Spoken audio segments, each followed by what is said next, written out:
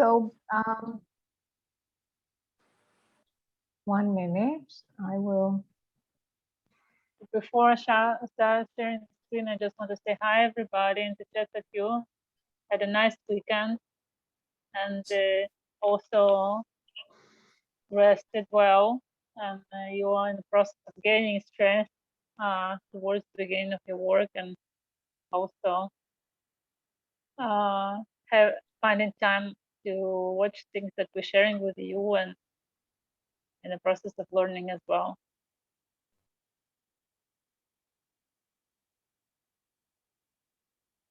Okay. Yeah, so everybody's here with us, listening and hearing us. Good. I hope you all had a restful Shabbat, and perhaps you thought about what we spoke before we departed on Friday. We talked about building relationships and communication styles, and I'd like to ask if there's someone that perhaps wants to share something that they thought about, some questions for discussion that we offered. What was your communication style? What is your opinion is the best communication style? And what can you do if your patient has a communication style that it's difficult to handle? That's like very important. And which concern do you have about your own patients and communication style? So yeah, discussion would be very helpful if someone wants to share comments or thoughts about that. They want to share an experience that they've had in their past work relationships that they've had to overcome difficulties, or some advice that they'd like to give us, you know, us meaning all of us, colleagues. Anything on chat, Margareta?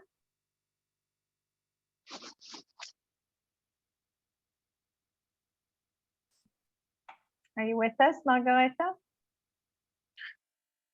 Yes, I'm here, but I'm just checking the chat, and my connection also not good, so I turn off video, but nothing on chat, unfortunately. Okay, so we can continue, and we have a YouTube presentation here that may be helpful. 10 tips in communicating with the elderly. If you'd like to look at it on your own free time. And I would like to continue in our presentation today. So steps in coordination of expectations. Coordination of expectations is very important when we begin a work or any kind of relationship. I think usually there's a written contract, there's an unwritten contract of expectations.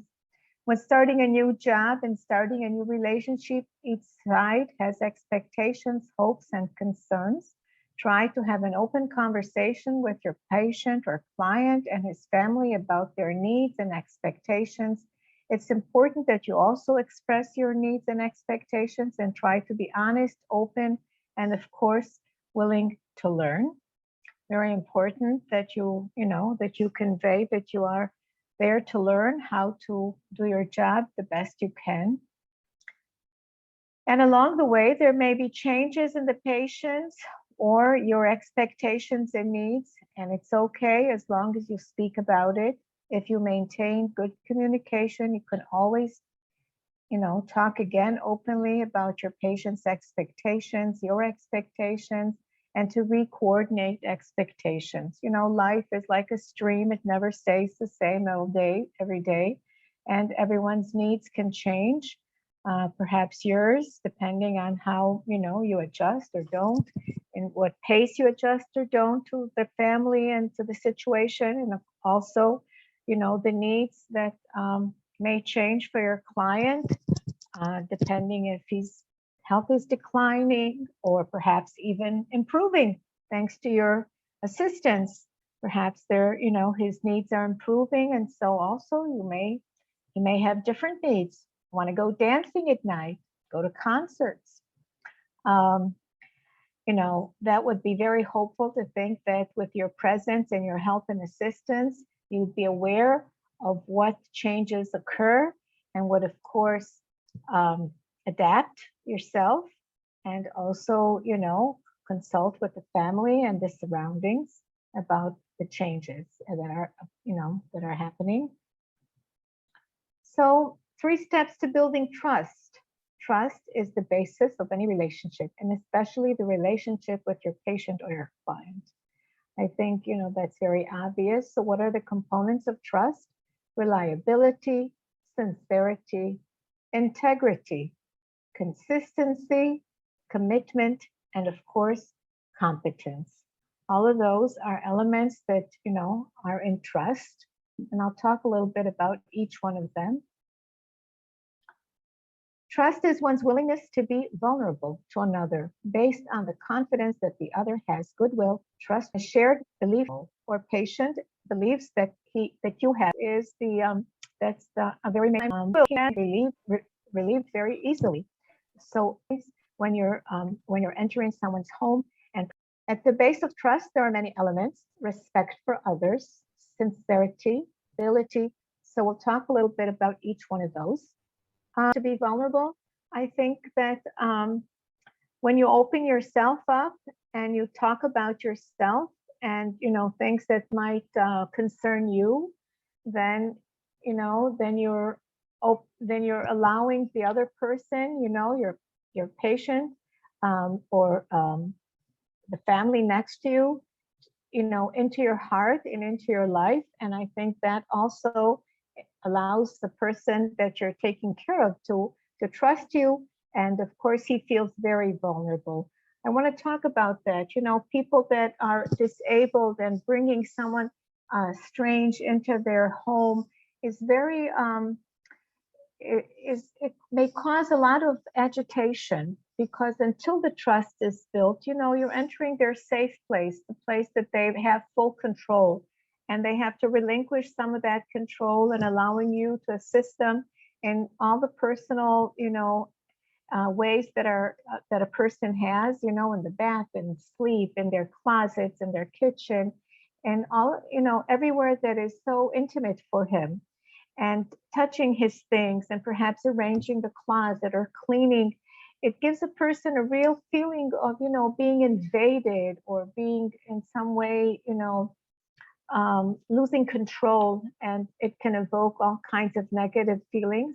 I would assume that most of, all of the people that have you come into their home, of course, want you and agree to have you and so on. But very often they don't know how they're going to feel until that person is in the home. And it's nothing personal against you. It's just the situation that all of a sudden is, so to speak, in your face, that you have someone there.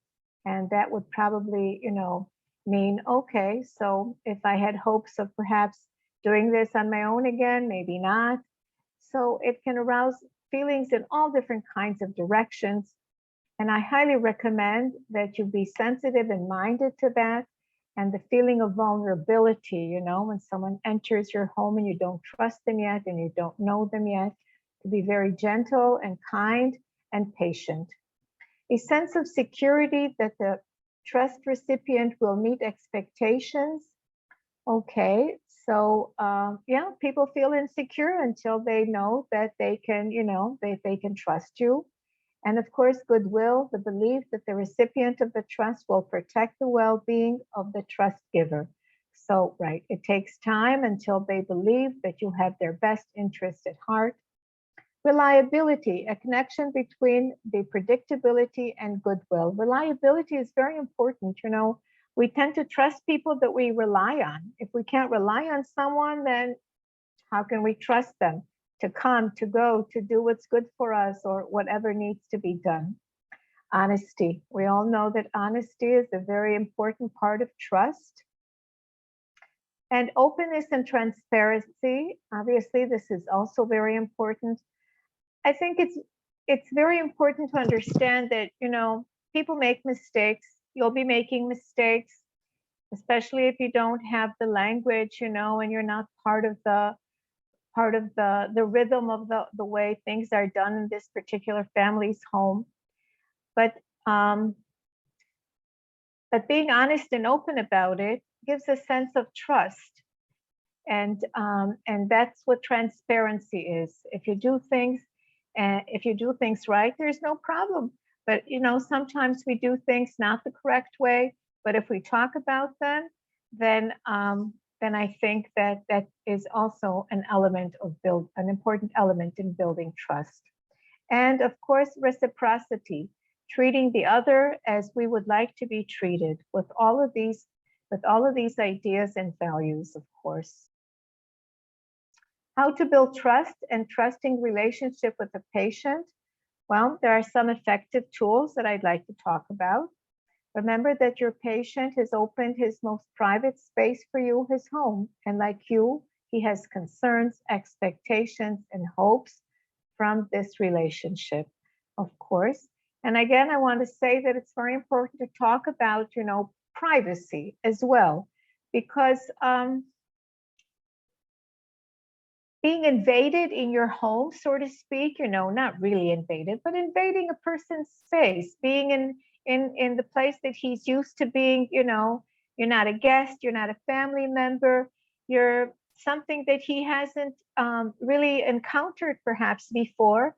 And it takes a while for him to define with you what are the common spaces, so that everyone has a feeling of comfort and security in shared spaces, as well as in spaces that are private. Okay, so perhaps the garden, the patio, the living room, the television, bathroom, all of those things are probably shared spaces, the kitchen.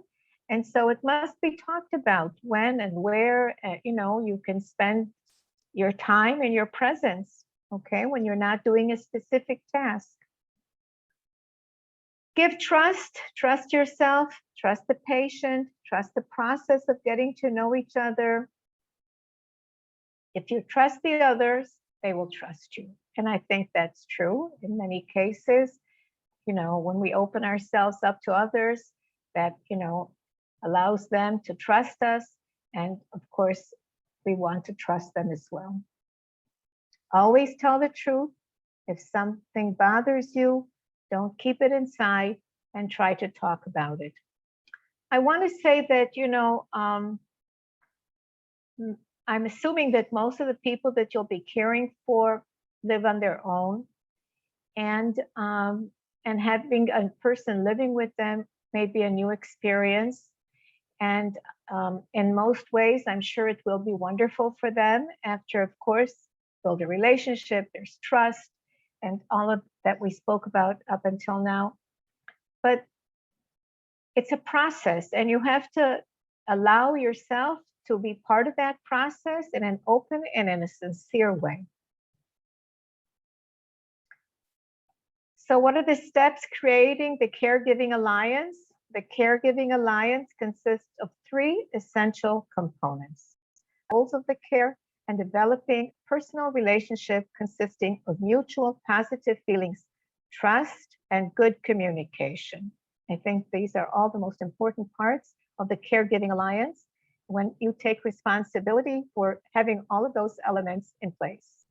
The Caregiving Alliance is usually determined at the beginning of a relationship between the caregiver and the patient, and constitutes the primary infrastructure for the relationship between them. Such a contract gives stability to the caregiving relationship and a sense of mutual responsibility and partnership. I think that, entering the family's home in the midst of this holiday season, with one holiday after the other, is full for the family and perhaps for you as well. But you have to understand that this isn't the normal, how should I say, the normal shigra, the normal everyday routine. Thank you, Margarita. The normal everyday routine. The normal everyday routine is going to be perhaps a little different. And you have to allow for everything that's happening around you, to take notes, learn, and of course, try to enjoy it, of course, and to take it all in very slowly. I have to tell you that everybody gets used very fast to good things. So even in the beginning, if it's stressful, you are going to be a very important part of the care relationship, for the family, taking care of the client, the patient. And and you're going to be appreciated very, very quickly. Social and cultural components, okay?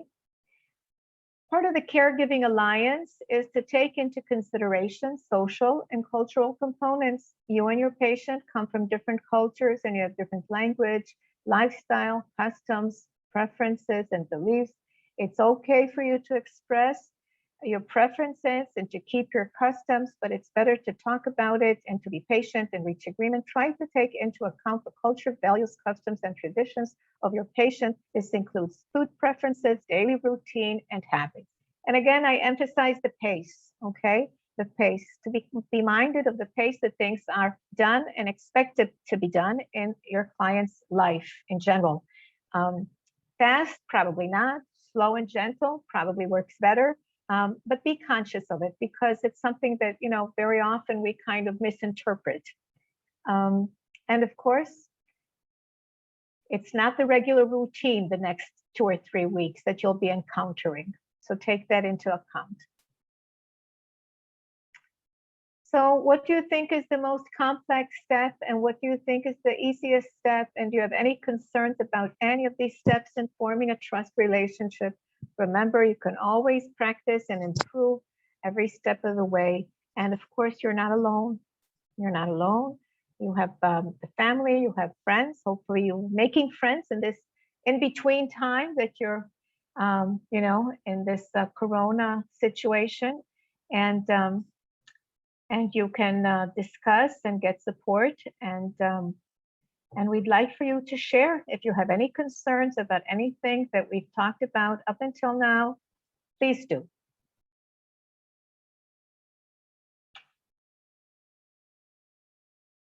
Margareta, is there something you'd like to add or not? I'd like to say that, you know, perhaps we take the time and do a program in trying to prepare you for your job experience with the family, with the patient, with the client. But I have to tell you that most families don't have this opportunity to think out loud and think deeply and to discuss, you know, what it will be like, what the expectations are like, what is the, not the written contract, but the unwritten contract. I think, you know, very often families don't have the opportunity to have this kind of an introduction that we're trying to prepare for you. And so you are, in a sense, a step ahead of them. And you have to allow for their, you know, for their slow adjustment to the situation, which I assume would be new. For most people, I think they've had, you know, people coming into their home to assist them, perhaps with cleaning, cooking, perhaps with other, you know, areas of care, but probably not with someone coming in and living there. And it's confusing, and it's a first-time experience for them. It's very difficult to know how to behave, how to treat you, like I said before, how to respond to neighbors and friends and so on. But perhaps a live-in assistant would, and as it is, they're kind of different and crisis of change and so on. About a situation that they encounter, customs, different language, different religion.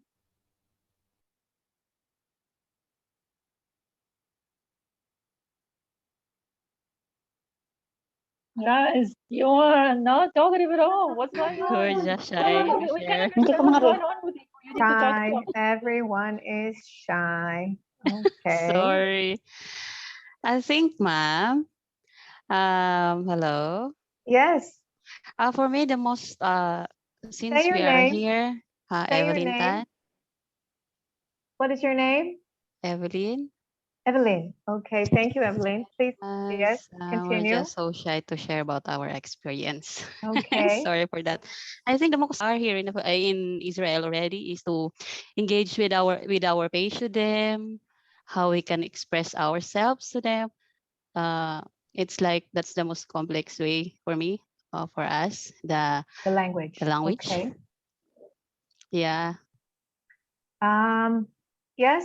You know, I assume that stepping stone that has to be in some way overcome language. But, you know, we spoke about the fact that it's not just words. Yeah. Language is not. We'll have to learn some sentences, some important words in day-to-day, you know, life in the family that you're working with. And hopefully they would assist you with that. Your client, if he is verbal, and that gives him by teaching you some words or phrases. Take a notebook, write them down. Practice. Learning the language is very important, but it takes time. Anyone want to share an experience about Janet? I don't know how to speak. Even I know only Assalamualaikum, greetings. Yeah, that's a word. That's I know only, and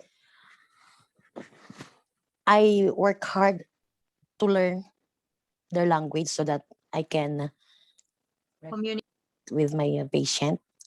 Okay, so yeah, that's an additional aspect, learning the language or learning some of the language. I think you don't have to be completely fluent at first, but that is a definite goal to better communicate with your patient and family. I would assume today English is a very popular language. I would assume that there are the major things, but yeah, for good communication, you have to have a basic word. Yes, ma'am. Maybe before it takes 3 months, then I can communicate well in Arabic. Well, good with for my you. patient. Yes. That's not a long time at all. 3 months to be able to feel that you're communicating well. Okay, you're very talented with languaes. So now you have another challenge. Now you have another challenge. Yeah, the talking. There's some things will sound similar. Bullet points. On the YouTube presentations, make a list of words, or Google Translate isn't so terrific with Hebrew. Absolutely. Yes, hi, Hi, Jeff. Something you want to talk about? Hi. Yeah. I just want to add up about communication style. Okay. So with my communication style, what I normally do is, if I'm talking to, I paraphrase the sentence. I am understanding what the other party is trying to convey the message to me. Okay. So that's I think that's going to be the most easiest way for us, right? Good idea. And of course, it's going to be we not sure could speak English. It is also best for us to at least in a day we can in a basic Hebrew language, right? So not really will take you over to be fluent, right? Well, I don't think you have to be fluent, but approaching the situation is very helpful. Make a goal to learn 5 new words every day. That's I think that's possible, and I think that if you make that goal, something that you will have the basic use of the Hebrew language. Like any other profession, there are some words that you need to know in the in the house, in the room, about daily routine and so on. And once you master those phrases or words, I think that you're on your way. And yes, I think you have a very good approach. Paraphrasing, making sure that you understand what the person says, say in a different way, using different words. And I always like to use the person's words to let him feel that he has been heard, because sometimes when you use different words, they think, oh, they did understand, they didn't. So when you have a closer relationship and you do understand what the person is saying, even if their words maybe not really appropriate, but when you use their words, it gives the person a feeling that he has been heard. That's very helpful for everyone. And in addition to everything else, also having to learn a new language. I think that 5 words a day, you even said 10, but even if you learn 5, I think that'll get you on the right road. Okay. Anyone else like to share or ask a question? Okay. Everyone is shy, and that's fine. I want to some comments, which is better than total silence. Okay. No, I said we received a few comments with the with the voices that you also heard. So it is a start. Yep. Some brave participants. Yes. you know, it's not for me and Margarita and Anat, you know, it's just for everyone else in the group that, you know, can have the benefit of your experience and so on. So we Yes, can ma'am. have a 5-minute break. Ma'am. And yes, I yes, have Suzanne. a tip. No, this is shared by my friend who is here in Israel already. She Uh-huh. said that if you don't understand what your patient's saying, the word, if you don't understand the word, you have to take notes of it and then study and learn. And that's you will remember every day. Okay. It's important Okay. to take a notes every now and then. Who is speaking? I don't see your name on Who's the Evelyn? Evelyn Evelyn. Tan. Okay. Thank you, Evelyn. You know, like I said, have a notebook with all of the words that you're going to be, you know, learning. And I'll tell you, we all use the same words, the same phrases most of the time. It's not like, you know, that it's going to change. At first, it's overwhelming, a lot of words that we don't understand. But one by one, you know, in Hebrew, we say bite by bite. We don't want to bite off too big of a chunk, but we bite, you know, small bites at a time, 5 words a day. But, you know, just think about it. 30 days, you already know a lot of words. So yeah, within And 30 we are days, so you're lucky, mom, halfway there. because we are so lucky because you are guiding us. We feel very welcome here in Israel. Okay, well, thank you. If you think it's important, trying to think of what you're in, obvious, not so obvious, is very important for any job. Okay, let's take a 5-minute break. And then if anyone else would like to share, please do. Yeah. We're here.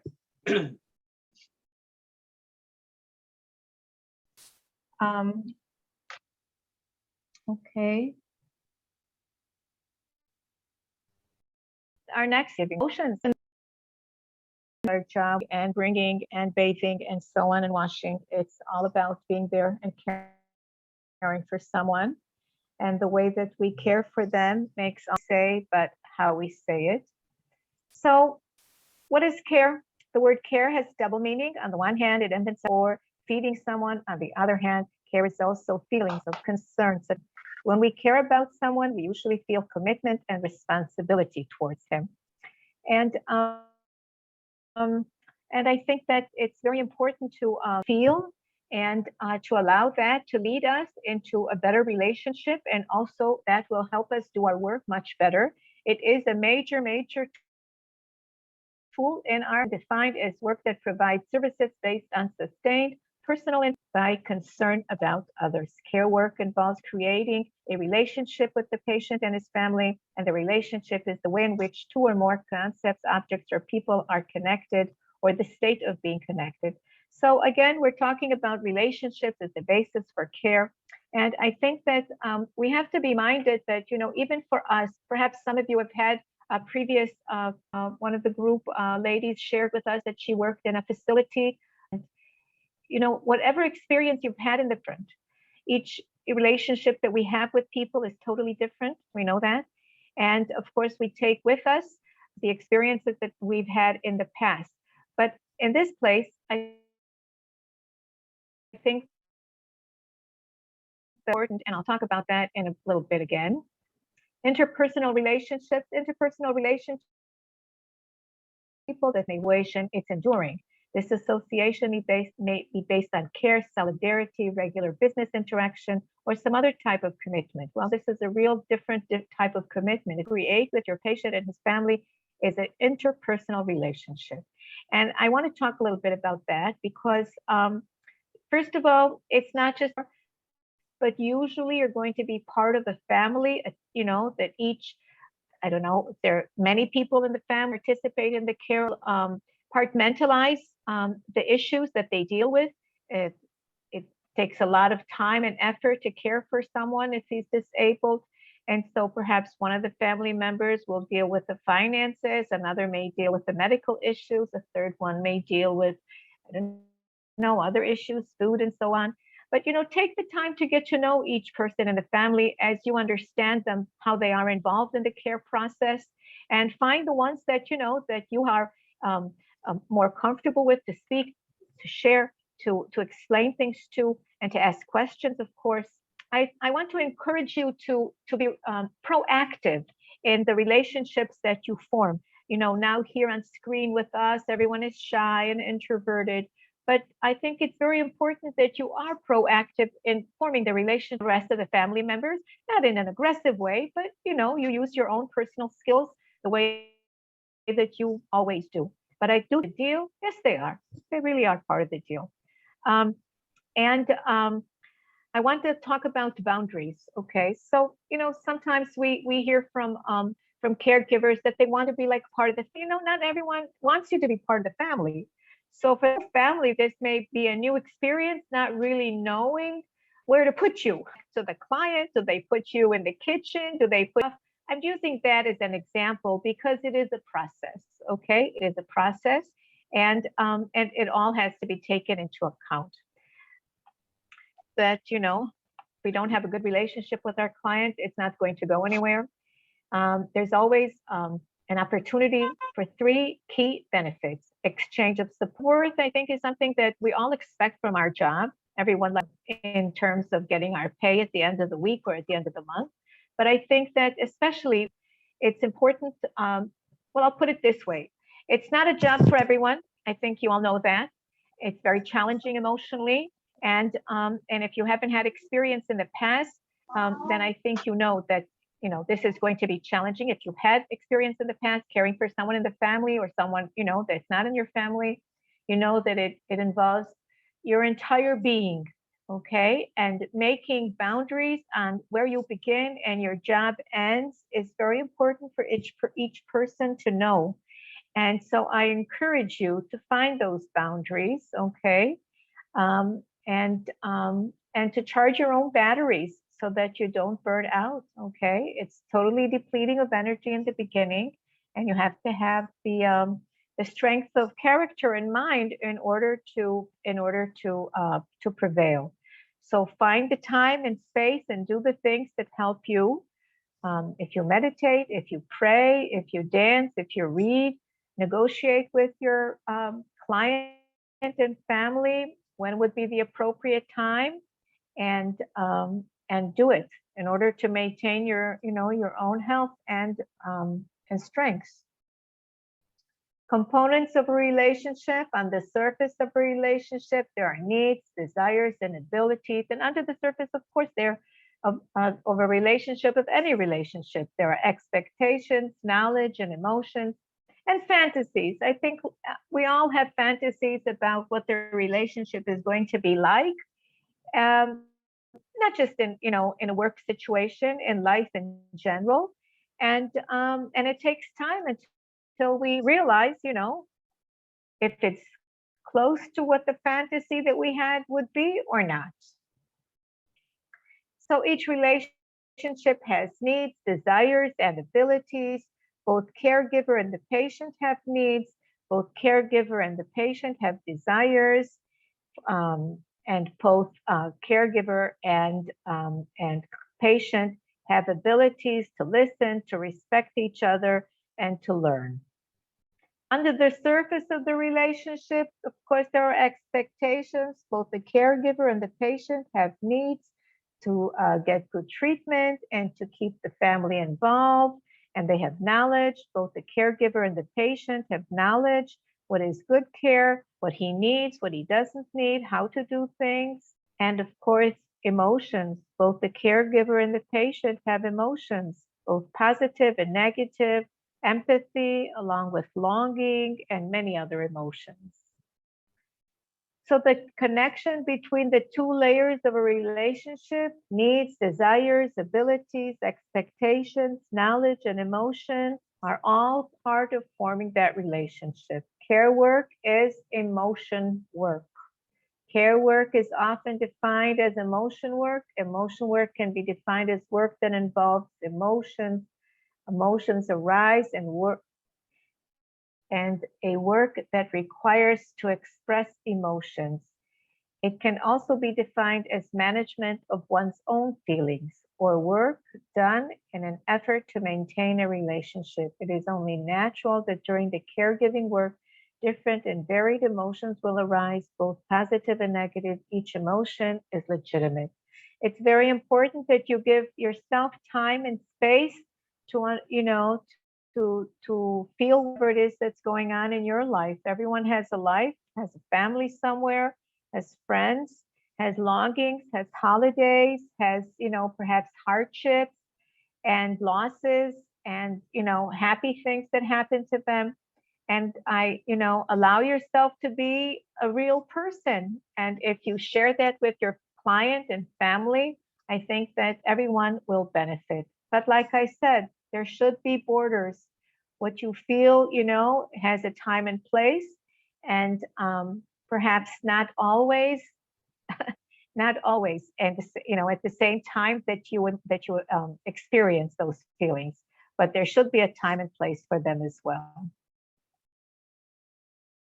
Along with the emotions you have towards your patient, remember to be self-compassionate towards yourself. It's important to recognize your emotions, identify them, give them space and knowledge. If you feel any negative emotions, do not suppress them. Do not be left alone with your feelings and emotions. You can always find someone to talk to, friends, family, or someone in the agency. I'd like to tell you a story about a friend of mine who approached me recently, being part of the caregiving team and profession. Many people always consult me, you know, friends and family. And so I was approached not too long ago by a friend who was telling me that her mother-in-law has a caregiver that worked for them a year and a half. And after a year and a half of being very active in caring for the woman, she's already in her 90s, but she's still active, came to family dinners every Friday, every holiday, and so on. And after a year and a half, the caregiver came and said that she wants to leave. And when they asked why, they were so surprised. She said, well, she doesn't treat me well. She doesn't allow me to have a closet space. She doesn't allow me to have an air conditioner in my room. And she doesn't allow me to eat with her, or to put my food in the refrigerator or prepare my food in the kitchen. And so they were so shocked, they couldn't believe it, that after a year and a half, they didn't hear a thing about all of these things that were, you know, very basic to making her feel, you know, appreciated and necessary for every day. And so they tried to speak to the, you know, to the grandma, and they couldn't resolve the situation. And after that, I think they've changed in the last 3 months about 8 different caregivers.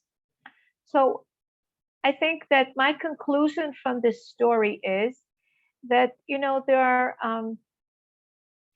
are people that want a caregiver, they say yes, but they don't know how to treat one, and they don't know how to relate to the situation, that they have a very hard time giving someone else controls, giving someone else, you know, any kind of space in their life.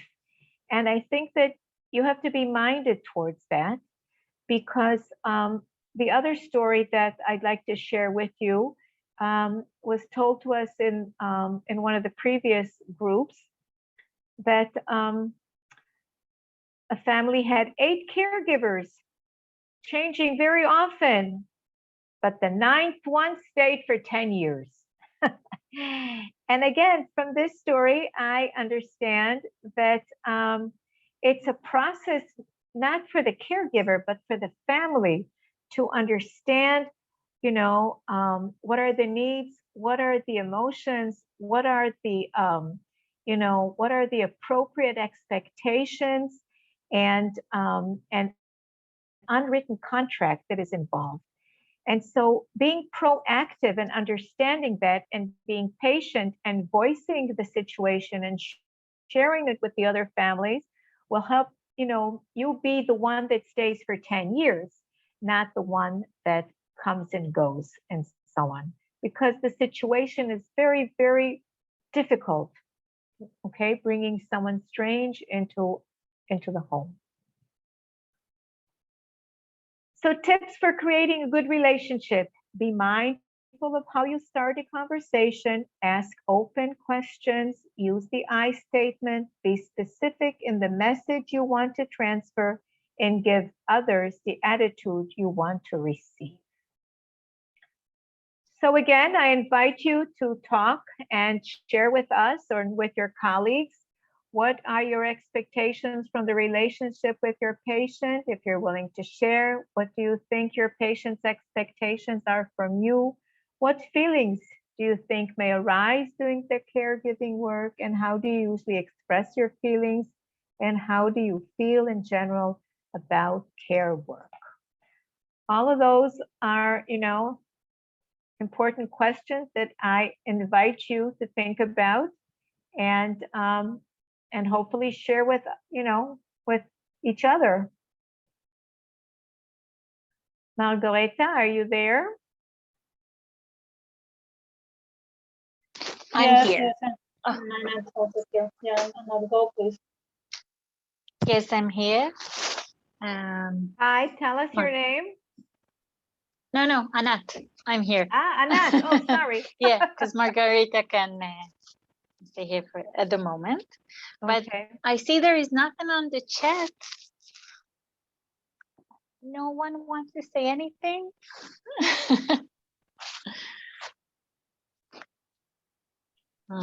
Questions, share an experience, a thought.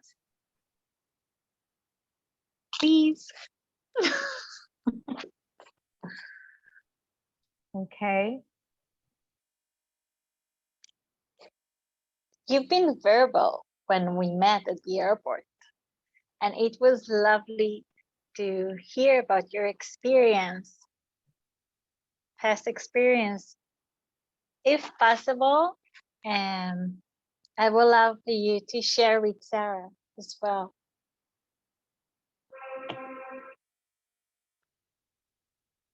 Too shy? Okay.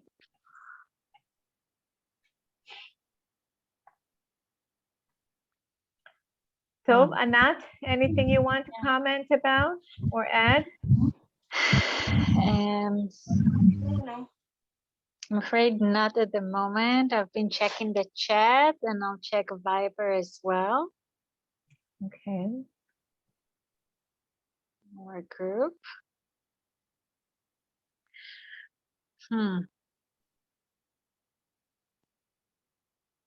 No, that's all. Oh, is anyone like to chat to add something? Ask something? Gladys, do you have something you want to share with us? Gladys? No. Yes, ma'am. Please do. Thank you. Yeah.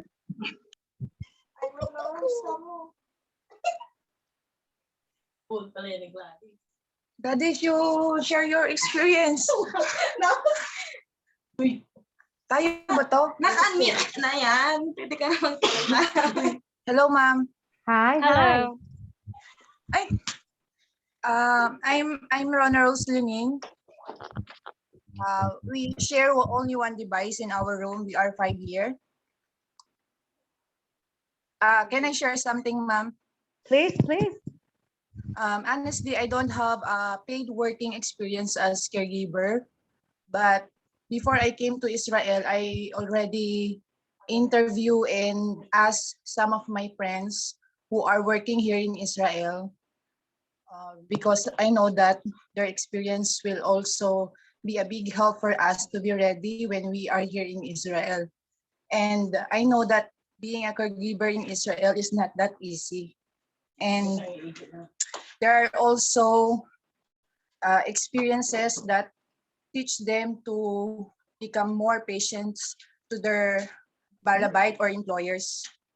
So they share that is beyond the expectation or the real expectation of a caregiver, especially the worst experience, whatever happens or whatever employer have here in Israel. Okay, so you have friends that live here and work here as caregivers. That's very important to have discuss things with and share things with. That's wonderful.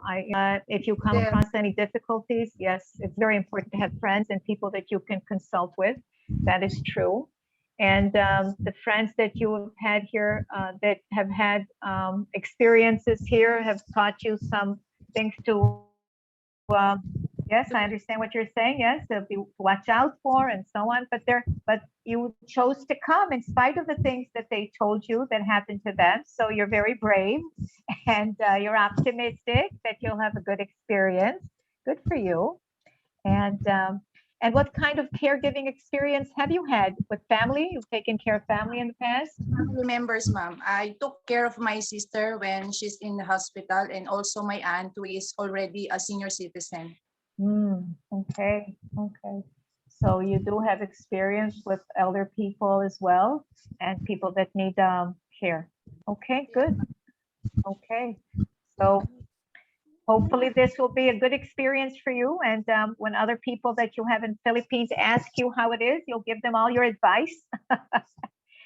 And let me ask you, all, if someone would like to comment, one of the things that we're thinking about is, in the past, be part of this, be something that you think would be helpful to ask questions and to hear about experiences of someone that is already working here and has come from the Philippines and, perhaps a short time ago or longer. Anyone like to comment on that?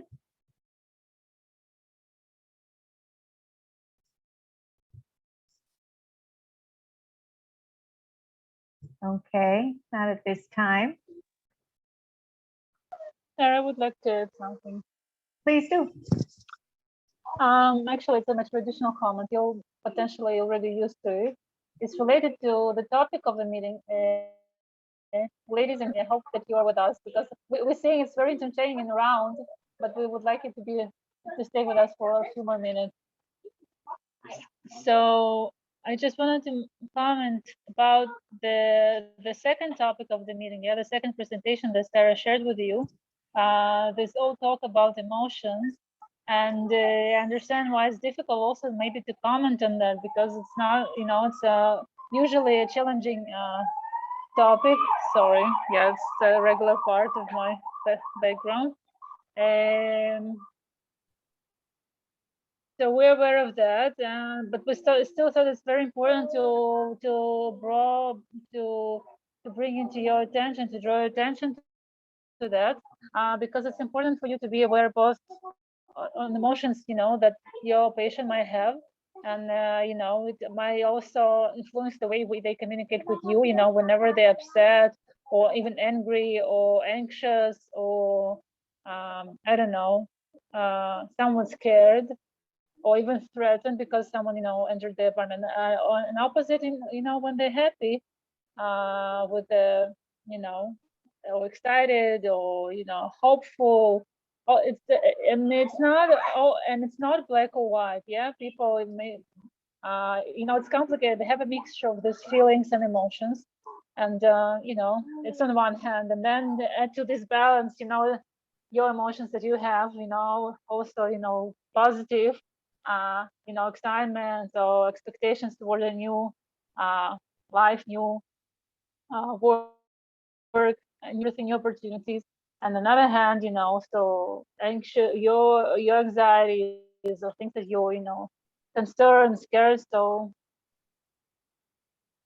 to have this all in your mind, it also might be helpful sometimes to talk to your patient about emotions that they have, or to share with them, and whenever it's appropriate, also to let them to know how do you feel, because it's also not easy, but secure way to come also to trust in relationship, something that Sarah actually talked before on the previous part on Friday, and she finished it today. Sorry, the noises that just came, when I was quiet, there were no ambulances. They just started running whenever I'm speaking. Yeah, so again, we're aware of the complexity of this topic, but still it's very important for us, to think about it, to be aware of that. Yeah, that would be my maybe addition to the very specific topic. Thank you, Margareta. Again, Anyone had thoughts they want to share with us? Comments? This is a time to ask questions. Hi, I'd like to add my thoughts. Please do, Anna. Uh, Regarding the communication, uh, to be able to communicate well with your client, I think, aside from learning their language, I guess you should also understand their gestures, their body language, their facial expressions, and everything. So you can understand even if they are not saying anything. That's all. Yes, you're absolutely right. Being sensitive to a person's body language is very important, and understanding what they're thinking, what they're feeling, as long as, slowly you'll get to know them more. Probably read also your emotions, your body gestures, your facial gestures, the tone of your voice, and so on. I encourage you to, during holidays, there's always an act and ask for picture albums and for, wedding pictures, grandchildren, sons, daughters, people that live close. When you know about a person's past, then it's also, and it's all part of, yes, it's all part of communicating better, even without language. Anyone else would like to share? Maybe I will mention something actually towards the last comment, and thank you for that. That actually I had another meeting recently with workers that work in construction sector. So they said to newcomers like you that you need to know that Israel is very loud. So we also told you that. But it's interesting and funny when we're talking here now about emotions and expressing of the emotions. And they said very truthful way, when you see two Israelis talking to each other, they will yell at each other, and you'll feel they're fighting, they're arguing, something goes wrong. They say, don't interfere. They just, communicate this way. Everything is fine. Nothing happens. They just, they're just very, very loud. So also, when you said that, you need to understand the language and the body language as well, but also, be minded of some things that you mentioned before, and was for me, even more interesting when somebody else, from another country came here like you and noticed that, because it's easier to notice when you're not used to it. So yeah, so also take it into consideration, and sometimes understand that maybe somebody's not necessarily yelling or angry or something. That's the way people talk here. Talk loud. Everything is Very loud. loud. Very loud. Thank you, Margarita.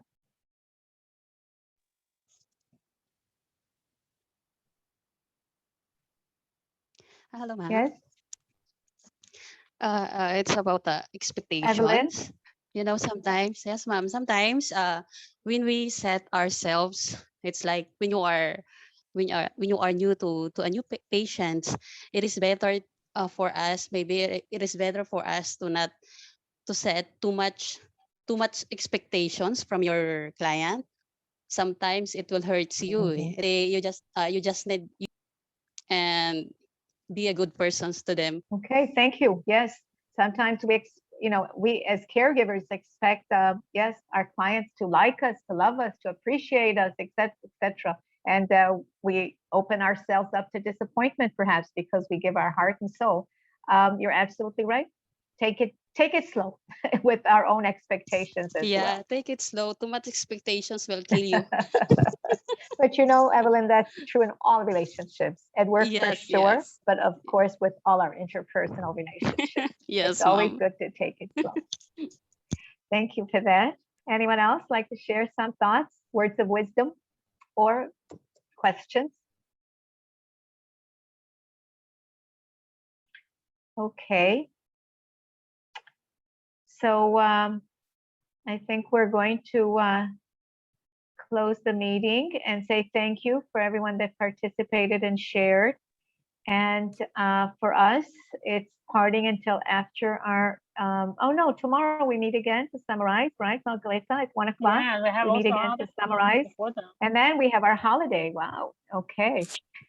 So, yeah, our plans are, as Sarah said, we will meet with you again online tomorrow at 1 p.m.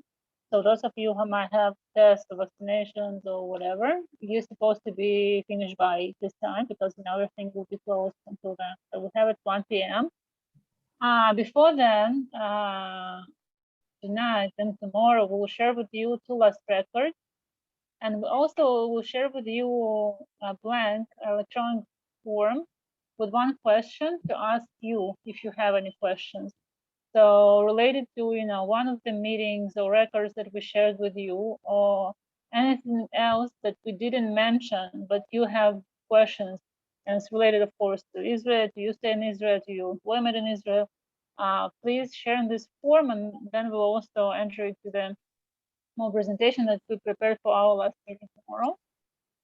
And yeah, that would be the plan. And after the last meeting, we'll, we'll summarize and we'll, say to you goodbye at this format, but we'll stay in touch through a Viber group. And there will be also a Jewish holiday, the New Year. So I might talk a little bit about this as well tomorrow. So that are our plans for tomorrow and today. Thank you. Thank have you, a nice everybody. evening, everyone. Stay well. Enjoy your evening. Good evening. Bye. Stay safe. Thank you, you too. Lehitraot, we say in Hebrew. Lehitraot. See you again. Oh. Lehitraot. Lehitraot.